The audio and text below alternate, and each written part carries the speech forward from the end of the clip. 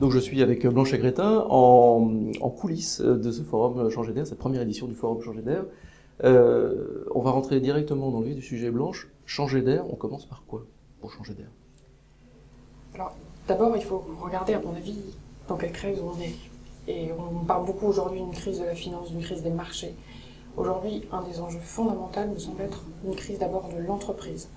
On n'a pas vraiment compris ce que c'était que l'entreprise. On voit bien qu'aujourd'hui, l'entreprise traverse une crise de légitimité très forte. Elle est accusée d'augmenter les inégalités sociales, de créer des grands dégâts d'un point de vue écologique. Et ce qu'on perçoit moins aussi, c'est que l'entreprise, aujourd'hui, est gérée de telle manière qu'elle peut aussi se retourner contre sa propre performance à terme, et notamment de ses points de la capacité à développer de nouvelles innovations.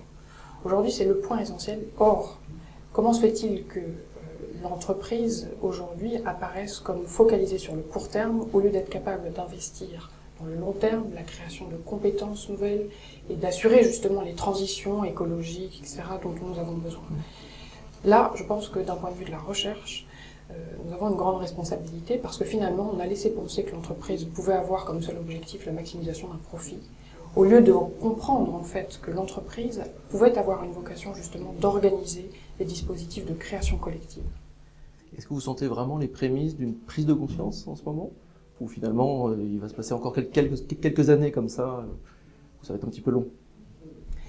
Il y a une prise de conscience, indéniablement, et notamment on voit déjà des solutions qui peuvent être expérimentées à droite et à gauche.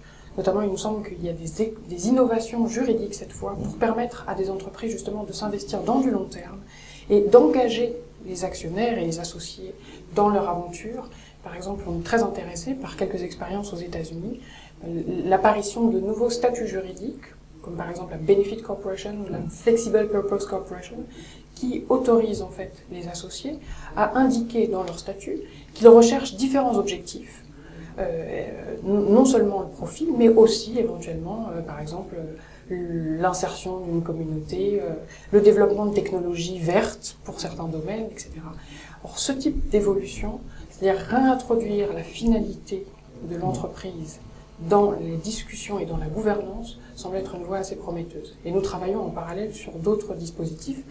Changer le droit pourrait permettre effectivement de changer la représentation et les modes de gouvernance de l'entreprise. Merci beaucoup, Blanche.